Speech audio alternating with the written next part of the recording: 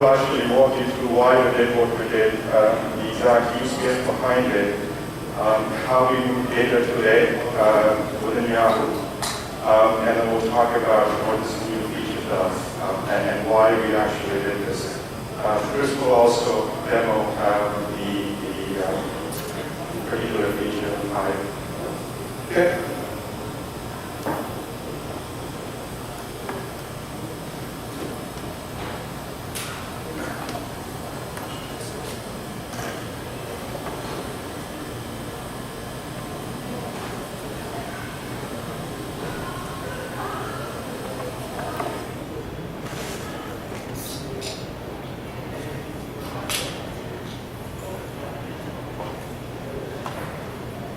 Okay, so this is an attempt, actually, to describe how we move data in and out of clusters today. So there are lots of components here, but the interesting thing is, so at the center of this picture is the cloud picture, so that's the multi-tenant cluster, the Hadoop cluster. And of course, the cluster is where the data nodes are, or HDFS is, and in certain cases, when we move data out, we use MapReduce, in certain cases we don't, right? So the options are many. Most of our customers of the big data platform, which is typically in our case, come to the clusters via what we call as launchers or gateways. They are just those machines. They're pretty similar, except that launcher is something which we say is in the client for customers control. So they access via SSH, and again, when you talk to HDFS, it's the proxy today. The other popular ways to access data, both for in and out, particularly for out, is HDFSProxy. That's also on your left side, second box. It's just yet another proxy server. And I've just shown one box, but if you lower it such that we need multiple boxes, we can put a load balancer and add boxes. And this is the one that will redirects the request, streams data out to the cluster. And then HDFSProxy is again a standard web proxy. In our case, we used to use YPS or ADS Apache traffic server, and we will now move to the next generation technology. That's not open source, it's probably enough. So those are the three popular mechanisms through which people access the clusters, move data out of the clusters, right? Once you're done with your MapReduce jobs, you want your results out typically to do further downstream processing or analytics or whatever the case may be, warehousing. On the rightmost side, we have something called as metadata management. It's a custom tool that we have built for managing the data lifecycle. And when I say lifecycle, it's all the way from acquisition to retention, replication, and all of that good stuff. It also uses for the data movement a proxy server. It's a custom proxy, not a global proxy, but nothing special about that. Most of these proxies are in Comcast servers. There's some logging, some instrumentation, and then of course the HDFS, the file system APIs. And the various sort of ways you move data. And this is yet another tool for inter-clusters, so that's another example of how we move data between clusters. Okay? So that's what happens today when it comes to sort of moving data out of the clusters. Those are the mechanisms available, and those are the most popular ones we use today. So this is just to illustrate a typical scenario for data out. The data is typically stored in predefined directory locations on HDFS, where you want to pull that data out from, right? As files, essentially. And the clients determine, through some custom interface, that they now need to go pull that data. It's also available for committed, right? Feeds are committed, ready for consumption, downstream consumption. And if they figure out that, yeah, the feed is committed, that's something that I can now consume, they get a list of files that they want to pull out of the directory, and then pull those files one by one, typically using HDFSProxy. HDFSProxy is very similar to Hoop, if you've heard of that. Or in 2.0, I think they can call it HDFS, something, I have a name. We don't use it yet. HTTPFS gateway. That's the name given to it. But it's the same. It's all the same. They're all motivated, inspired by HDFSProxy. So that's a typical scenario, as you see. You figure out where to sort of pull the data from HDFS. Via HDFSProxy, you temporarily store it in a file for a variety of reasons, and then you can use Oracle SQL loader. Let's say in this case, you want to put it in an Oracle database. Or if it's delimited files, you can use external tables to directly put it back in the fact tables and insert it back in the fact tables. So that's how you're putting data out for a particular situation where I want to store those results in an Oracle database. Okay, so there are some good things about doing these, and there are some bad things about doing this. And the good things are all around, I would say, security and performance. One rule we follow is that we don't store database passwords on videos. Right? We just don't take that security risk. Compression is quite important, particularly when you're flying cross-border or moving data cross-border across data centers. Network bandwidth is quite expensive. And in certain cases, it's not possible for us to move compressed data, and we want to move compressed data. Encryption is yet another issue, because whenever we're sort of in a situation where we think the traffic may get routed, which is not in our control, we want that data to be encrypted. And then ACCOs for access control. We don't let the database hosts access the data nodes directly. They almost always go through a proxy, again, for access control reasons. The cons are many, as you saw, right? You need to understand the directory structure. Data discovery is a challenge. Like, you need to understand when the feed is committed, when should I go pull that. Maybe, let's say you have a predetermined interval of, like, you determine every hour my feeds will be available for consumption. I'll go read it from a particular directory location. It may or may not be. Let's say the pipeline's running late, that's processing the data. And the data is not ready for consumption. What do? You keep pulling or retry. Then it also uses what we call a dump files, right, which is a marker. Okay, now it's done, go pull it. And then maintenance also is an issue because this forces you to maintain separate schema files and schema file formats, your own sort of schema. Because you don't know. Only the person who has written this application and is consuming the data of the custom nodes what the schema will be defined as. So those are the bad things. How do you solve this? So we have, for a long time, had this issue, and luckily, sort of HCatalog came along, and we kind of went that route, using HCatalog as a central metadata system for data. So HCatalog addresses a lot of that, but when we introduced HCatalog, the system use case came up, which is what we call as HCatalog or Hive data. Now, by the way, it's merged as a single project, so it's all Hive perhaps going forward. So we'll talk about that. That's what this particular talk is about. But I just wanted to give you guys the context of why we did what we did. So HCatalog, this is a picture from Al Gates from last Hadoop Summit. And it just shows that Hadoop is sort of one platform. Let's say in our case, we call it deep cloud platform for processing big data. And it has many tools. Some of those tools are MapReduce and Git, which are good at certain things. Yet another tool came along, which is Hive, which is good at certain things, right? So BI analytics type use cases.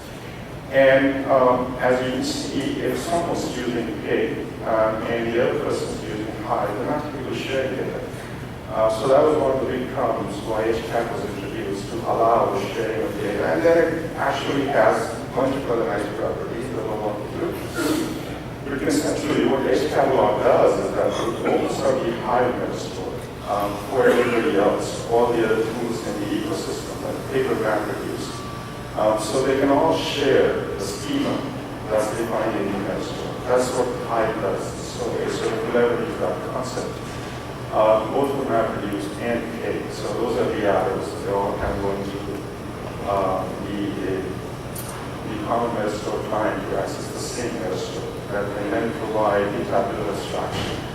There's yet another nice property that all of that now goes through SW, serializer, deserializer. What that does is that it abstracts out the data format, the underlying storage format of the files for the user. So you need not worry about what the input format was or the output format. It kind of abstracts it for you. So those are the properties that I just walked you through. The HCatalog's core value proposition, right? Allows for interoperability, sharing of data. It provides DB-like abstraction. There is like abstraction in terms of tables and schemas. And the way it works is that you define a database table and then partitions. Maybe perhaps in another talk we can walk you through the details of HCatalog, but that's not the purpose of this talk yet. It also supports nice things like schema, which you can add all sorts of stuff in the predefined schema. And then that's the last point that I was talking about when I talked about Sergey, is that it abstracts out the storage format. Okay, so we talked about data out and the ways we pull data, right? Then we talked about we introduced HCatalog as the mechanism for maintaining metadata, so maintaining and maintaining metadata centrally, right, in our Hadoop clusters. And so what people said was, well, we were now, we were earlier, when there was no HCatalog, forced to know the file location, the schemas, we were maintaining all of that ourselves. We were also figuring out where to go pull the data. Now that we have HCatalog, you should provide me a way to pull the data out without me doing any of that. Okay? I don't need to know about those things anymore. I don't need to know when it's coming and when it's not. Give me a notification so that I can go pull the data. And I don't want to pull the data anymore over files by file or even understand the location of the file, given that I have HCatalog. Right? So it's now, I know the tables, I know my schema, I get a notice, I go pull that. So we'll show you how we do that, right? And one of the interesting things we did was right around that time when the use case became prominent for us, Hive Server 2 was under development. So we picked Hive Server 2 and the ODBC interface that it provides went through a revamp, and Chris will actually walk you through some issues with Hive Server and how Hive Server consists of those. So it has lots of nice properties for which we were able to provide containers with VI2 sessions directly to the data sitting on the grid so that people can visualize the results. And the JDBC interface was what we used to pull this feature off, which was data. So that's sort of the Hive server side. And on the HCatalog side, it has notification support, so it starts sending any consumer of those notifications can consume it. We in fact have a recipe system. I see a president here, voice and the cloud messaging system. So we actually leverage that. And it's supposed to have active and queue. So those notifications actually trigger the event that then allows the clients to start consuming the data. With that, and then of course these issues that I just talked about kind of got solved with the scheme of things, right? So with that, I'm actually going to invite Chris. Chris Stroh is the Hive development lead who worked on this project as well as this division.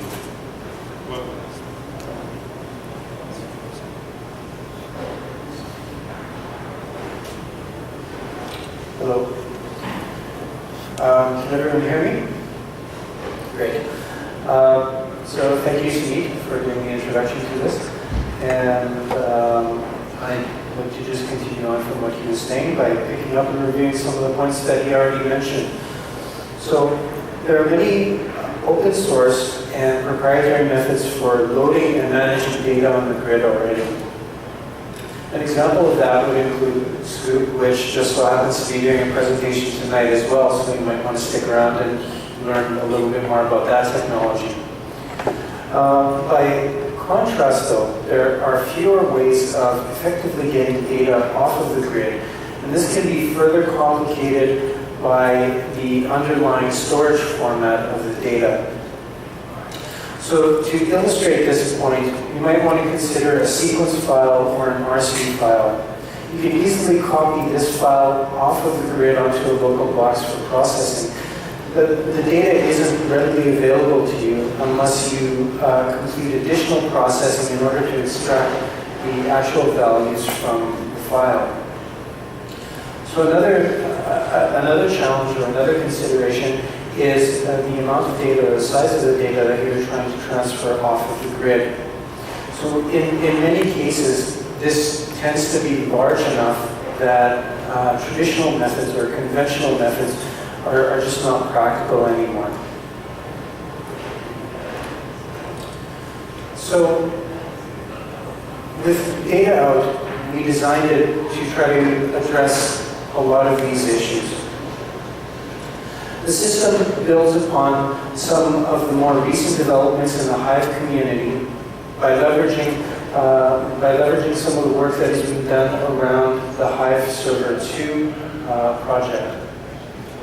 So for those of you who may not be familiar, Hive Server 2 is a complete redesign of Hive Server, which addresses various design issues that were found in the original version of Hive Server. So it's deployed as a server, and it accepts connections from JDBC, ODBC, and Thrift-based clients. In addition, it also has functionality that manages concurrent client sessions, and it executes HiveQL queries on the underlying Hive tables and the metastore. So what is data out? Data is an API that exposes methods for efficiently or effectively moving data off of the grid from within these Hive tables.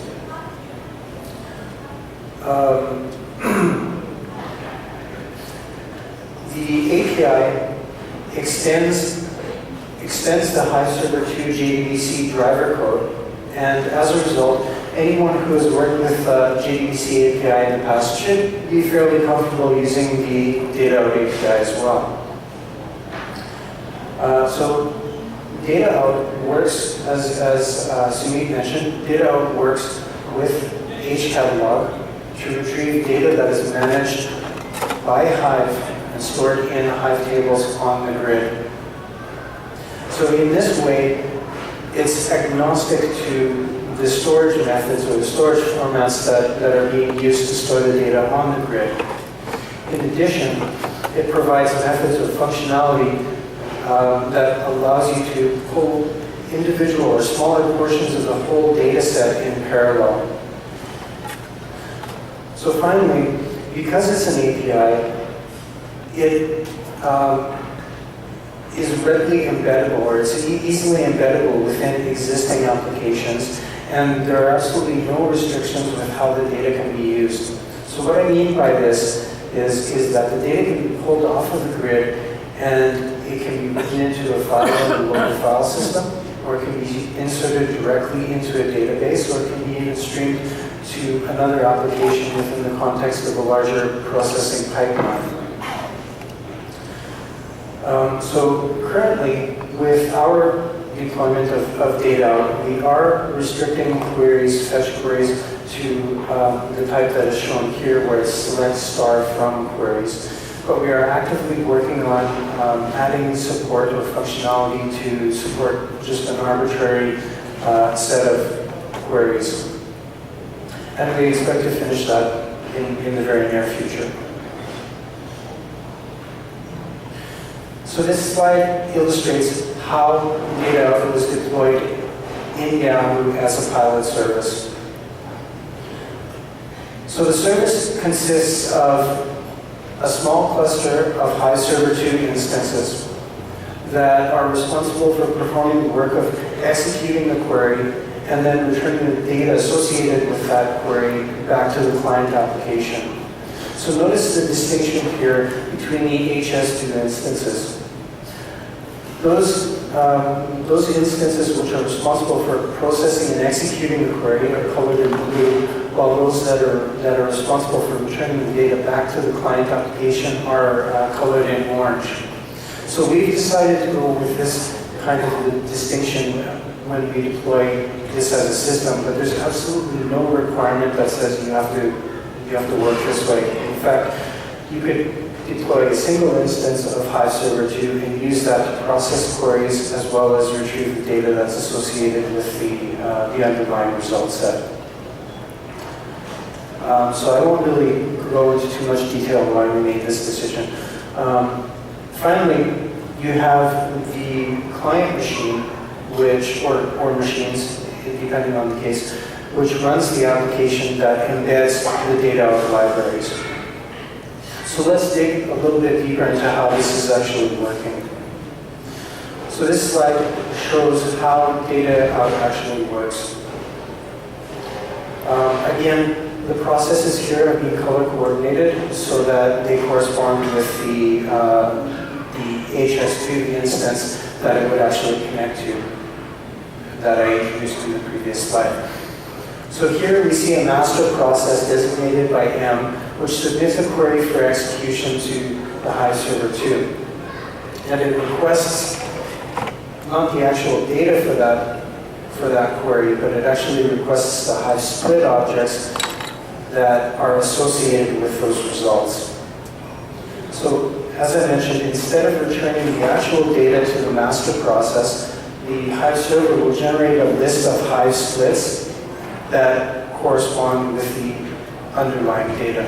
So what is a Hive split? A Hive split is just basically an abstract representation of some smaller portion of the whole data set.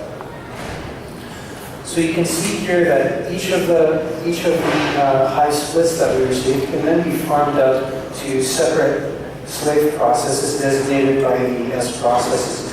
And those slave processes are then responsible for fetching the actual data from the Hive server 2. So it should be noted in this way, we can actually pull down all of the data that is associated with the result set in parallel, where each of the S processes is responsible for actually retrieving just some small portion of the total data set. And again, there's no reason why all of these requests have to be served by a single Hive Server 2 instance. So the load can be distributed across all of the instances that make up your small cluster out there. So I'll move on to a little bit of code right now. So this shows some demo code that uses the data out API. And for anyone who has worked with JDBC API before, this should be pretty familiar to you. So this code here would be equivalent of what would run on the M process. So we see at the top how the data out is used to create a Hive connection object. Using that Hive connection object, we call the create and generate split statement to create a new statement object, which we then use to execute a Hive query, a Hive QL query. So the while block then iterates over each of the individual Hive splits and launches a new job to fetch the data that is associated with that split. So note here that you have to synchronize on the fetch jobs. So the reason for this is that the server-side resources are associated with the connection, or rather the session that launched the initial request or launched the initial query. So that process has to synchronize with the other processes that are retrieving the data before it can close its own resources. So this code here would correspond with code that would run on the S process in the previous slide. Again, we would start by creating a new Hive connection that would establish a connection with the Hive server. That would be followed by creating a prepared statement by using the prepare fetch statement, split statement on a specific instance of a Hive split object. So by calling the execute query on the prepared statement, it will generate a result set that you would then use to access the actual metadata or the actual data that is associated with that particular split. So again, the Hive split creates a very clear boundary around the data that you can actually access. So it's not going to spill over into other areas. So here, the while loop, again, would step over each of the rows, and you would process the individual column values before closing all of your remaining resources. Then you'd finally communicate your status back to the master process. And you can imagine that this would be running in parallel across multiple machines. So this is the essence of the code that I'll show you actually running in a demo now, assuming that the demo works properly.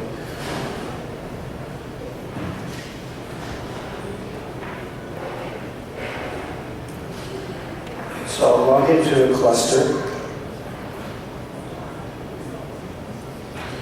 and I'll run the demo.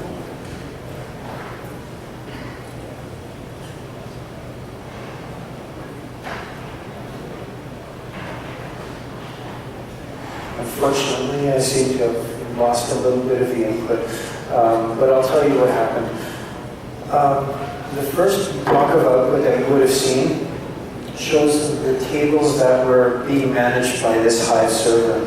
So this is just very basic JDBC functionality that you inherit by using data out. It's not particularly associated with data out in any way.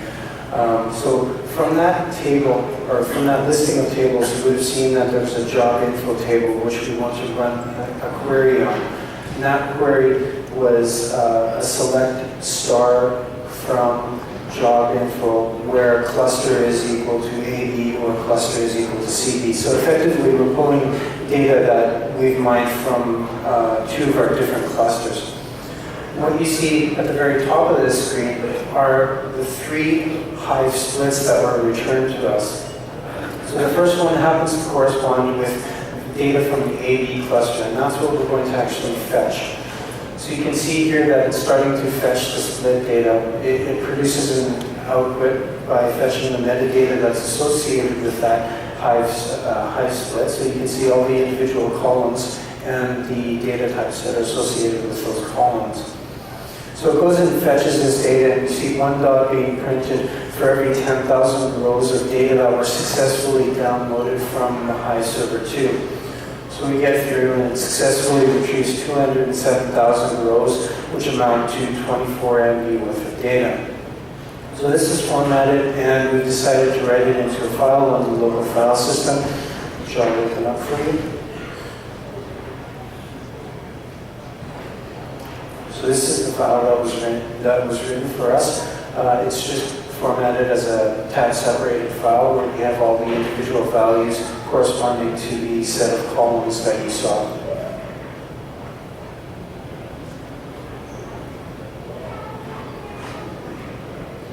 Okay, so now I'll go back to the presentation.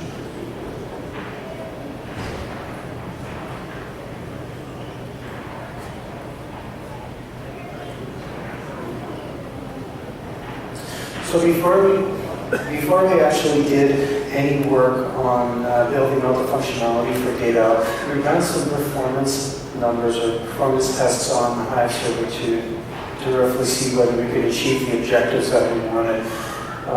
So you can see this is some baseline statistics that were collected on Hive Server 2 with only a single client server streaming data from Hive Server 2. So we gathered performance numbers for a variety of fetch sizes as it streamed different amounts of data through Hive Server 2. And what you can take away from this is that the throughput time or the transfer time increases linearly with the amount of data that we're retrieving.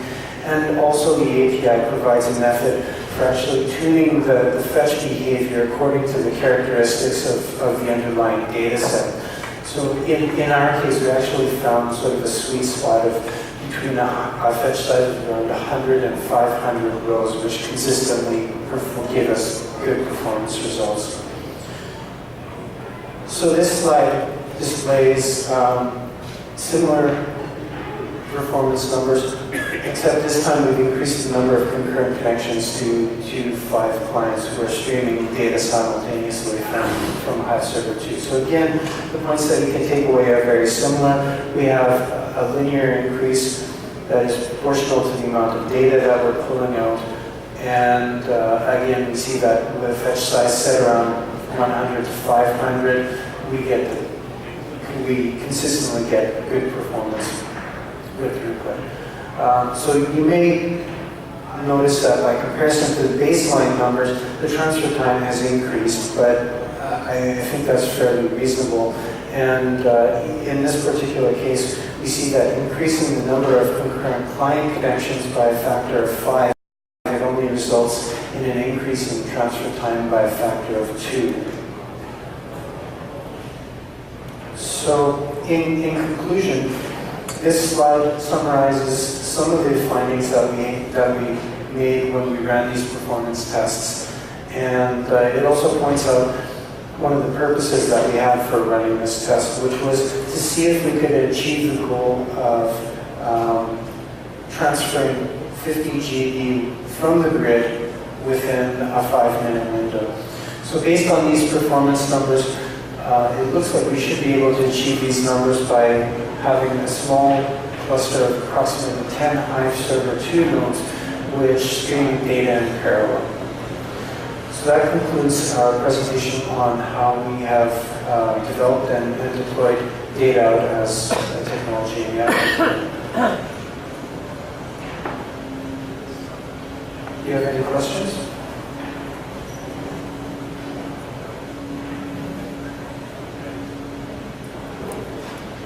Questions? Okay, well, last time it was Singh that was talking, right? It's the Hive server based on Singh. does Singh use Hive Server 2?